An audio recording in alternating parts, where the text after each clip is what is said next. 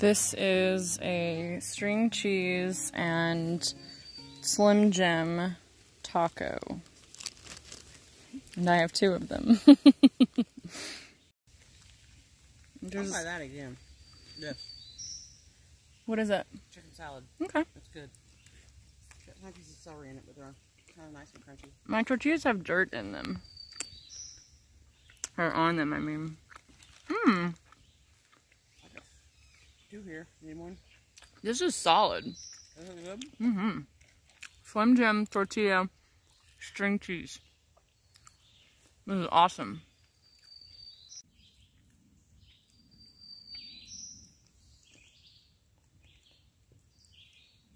That's legit.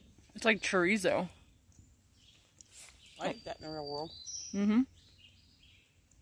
Like we're in the fake world. We're in a magical world.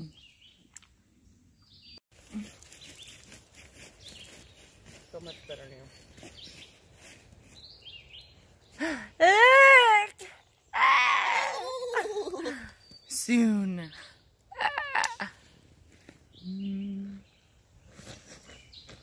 This is my face. You did it. Yay! Highlight of my day.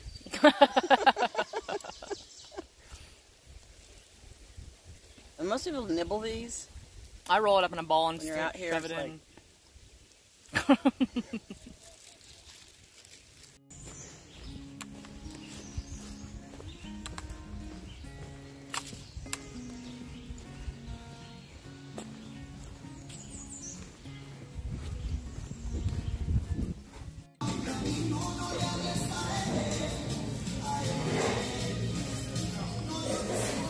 Trail hunger.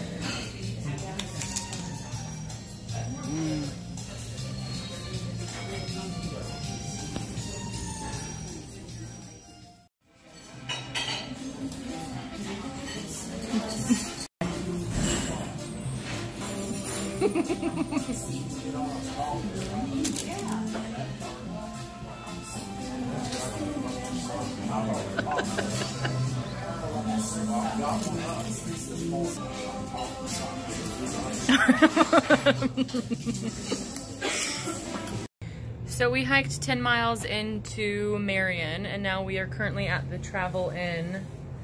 An overall uninteresting hike. I was ready to get here like 30 miles ago, so... And we ate Mexican food and it was awesome, but I'm actually going to do a little interview with my my mom here, Baby Feet, and ask her some questions. And I haven't asked her any of them yet, so she's had no time to plan, so. Okay. Alright, so, tell me what you think about the hike so far. I think that it's probably been more physically demanding than I had thought it would be. But I also underestimated the feeling of grunge and brushing your teeth in a tent.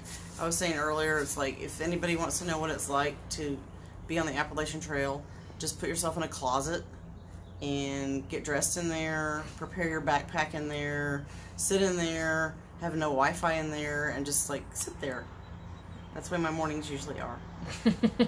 But it's been absolutely way more beautiful than I ever expected. It's awe-inspiring, and the community has been way better than I thought it was going to be as far as the people. I've loved meeting all the people and stuff, so. What is your number one favorite view, or like most beautiful thing that you've seen? I'd say probably Grayson Highlands. I love that because it just looks so wild, and with the rocks and everything, and the horses, of course.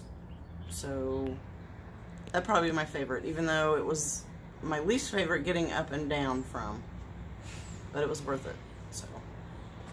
And what is your least favorite? What was your least favorite moment or day or hike or whatever?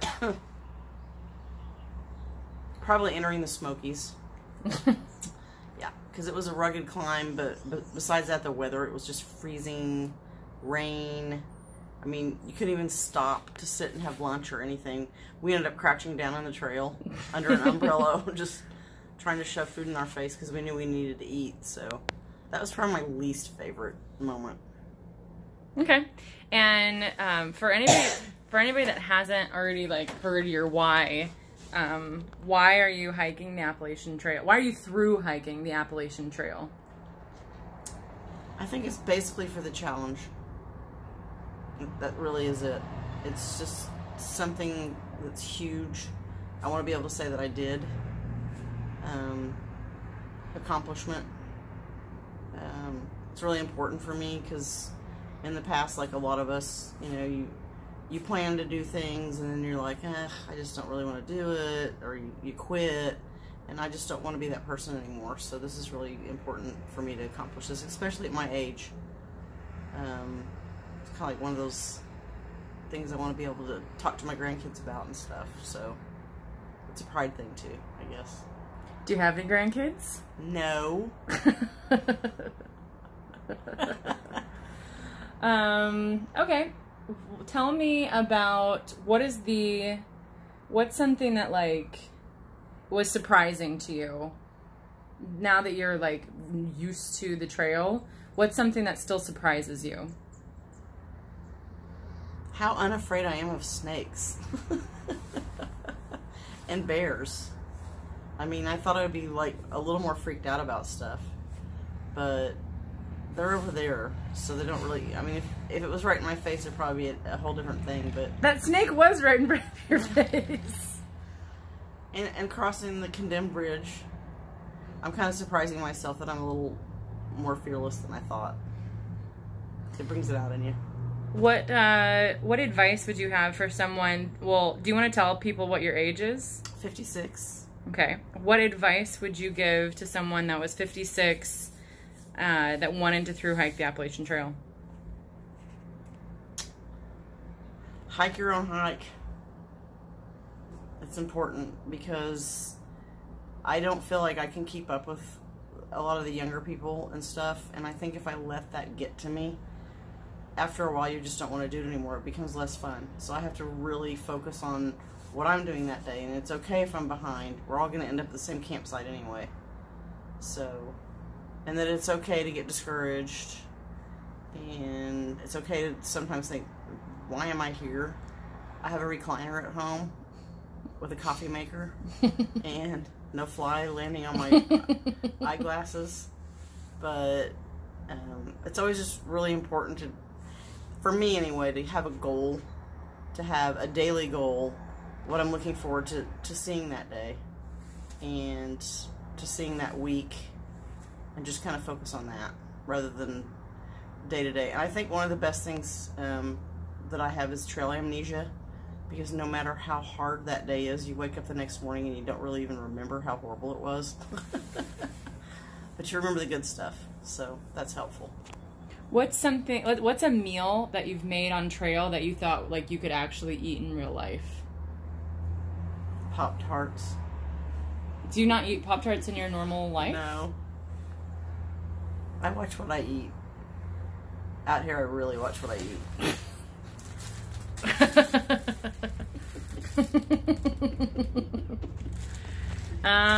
What's your next goal that you're looking forward to?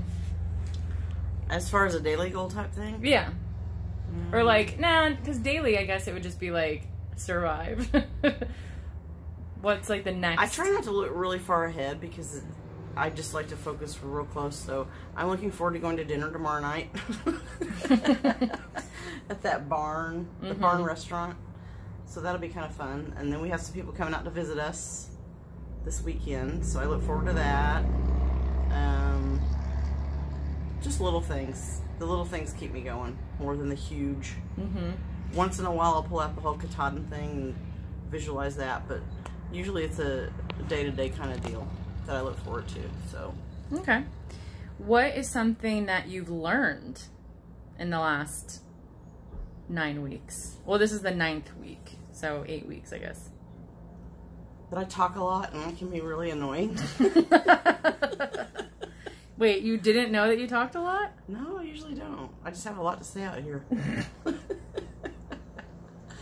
What I've learned, that I, and probably most people physically, we can do way more than we ever imagined. Because there's been times I've been going up a hill and thinking, I have nothing left. I cannot do this. I have nothing. And then I get through it and I'm at the top and I'm like, wow, I did that. I physically did that. So that's pretty cool. I think I underestimate my physical abilities at times, especially at my age, because people think, oh, you know, I'm getting old, but I still got a lot in there. I still got a lot left, and that's cool. Do you think that you would, how do you think your experience is different because you're hiking it with your daughter rather than like your partner or a friend?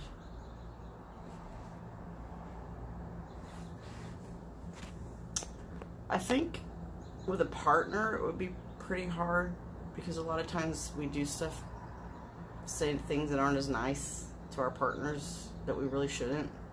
So I think there would be a lot more arguing probably. A friend, it'd be too easy to be like, see ya. But with your daughter, you can't like say go away.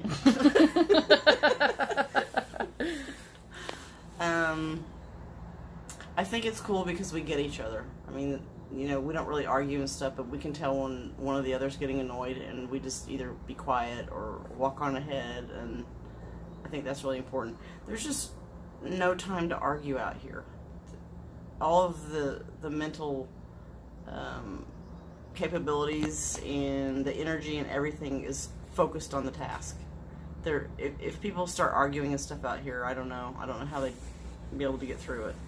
It's mentally exhausting, just to survive. Not survive, that sounds goofy, but just to get through the day intact. Sometimes it does feel like surviving, though. Yeah.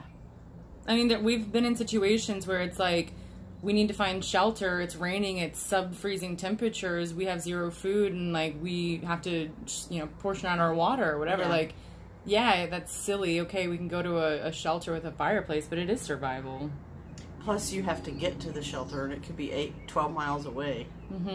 So it's like yesterday when that rain was coming, and we were down low where the creeks and stuff were. It was like, we need to get out of this low spot right now because it could flood. So yeah, there is definitely that stuff. And I think people, I know I underestimated how dangerous that is out there. I mean, you can die if you're not on it and careful. I mean, there's been many times where I've been walking and just one little step and I just could have rolled off of something. So it's that part of it's exhausting, really. It takes a lot of time and effort to keep focused. Will you tell all of our family that's watching and friends that are watching, tell them how you got your trail name? Because I think in all of these videos, we've maybe mentioned it a few times, but I don't think we've actually told the story of how we got our trail names. Okay. So go for it. When we first got out, my oldest daughter, Danielle, came into a little section with us, and my pack was like 25 pounds, which is a lot for me. I'm 5'2", and I weigh like 115 or something. And getting up those hills was, in Georgia, just very unpleasant, to put it lightly. So I was literally stopping probably every 30, 45 feet to try to get my breath. And she suggested just do baby steps. So I jokingly said, oh, here comes another hill. Time to put on my baby feet. So my daughter started calling me baby feet. Okay, here, get ready, here, put on your baby feet. And so that's how I would basically get up the hills, just like, and I still do sometimes, but it kind of stuck. And I didn't know if I was going to keep the name, but we went up to a shelter one night, and a guy poked his head around the corner and said, aren't you baby feet? And I was like, okay, I guess I am. So the trail names you too, I guess. Yeah. Do you want to talk about sobriety on the trail? Sobriety on the trail. I've been sober from alcohol for a little over 5 years. I think if people are coming out here for recovery purposes, they need to be really careful with the family they get in with, because I had heard, oh, everybody's just drunk and high and there's drugs everywhere. That is absolutely not true. But if you're looking for it, you can find it. Not the drugs so much, but you can get sucked into that vortex in towns and stuff. So I would suggest if people are in early recovery, just be really careful who you end up hanging out with, because it's very stressful, and I used alcohol as a stress relief. So it's like my what do you call it? Your button, your go-to button sort of deal. So, you know, yeah, if you're not comfortable with the sobriety, just be really careful. But for me, it hasn't been a problem, because I get up in the morning and I feel great and don't have a hangover, and I start hiking away and I'm like, ha-ha. But we have met a lot of people, except it's just not the first thing that people talk about. You find out after you've known them for like 2 weeks that, oh wait, they're actually like in sobriety as well. And it's not something that people just like sit around the campfire like proclaiming. You have to like get to know people and then they tell you. And I'm just shocked about how many people are in recovery out here. And I've been offered, you know, a beer and stuff here and there, and all I do is say, no thanks, I'm in recovery. And they're like, oh, cool. Nobody cares. You know, it's like in the real world. Just, or don't even admit it if you don't want to. But for me, it hasn't been an issue. So. Cool. Let's see. Final question. If you had to eat an impressive amount of sushi, or someone was going to kill you, and it had to be realistic, but it had to be impressive. These are the things we talk about out on the trail. If you had to hike the Appalachian Trail in stilettos, how much money would someone have to pay you? I want to end with a really good question. A real tear-jerker. How do you think your life will be different when you touch the sign? Wow, that's going to be a moment. I think short term, it's going to be an adjustment. Going back into the real world, absolutely. But luckily the real world that I'm going back into is an awesome one. So I'm not dreading it in any way. I just think the confidence level is going to be so much better. I mean, to be able to accomplish something like this and to stick through it and to do it, it's just an inner thing for me. I'm learning to own my space, as my daughter tells me. Stop apologizing for everything and own your space. Be in your space. So I think I'll have that a little bit more, but yeah, I can't even imagine how that's gonna feel, touching that sign. That's my thing for being out here. I know everyone's got their own journey, but something about that sign needs to be touched. You said the other day that you're not sure if you're gonna touch it, kiss it, or punch it. Kick it over. Yeah. Okay, well, any last words? I think this has been a nice interview. I do too. Does it feel good? It feels good. Do you want to do the video tomorrow? Maybe. We'll see. Alright. Executioner Baby Feet. We out.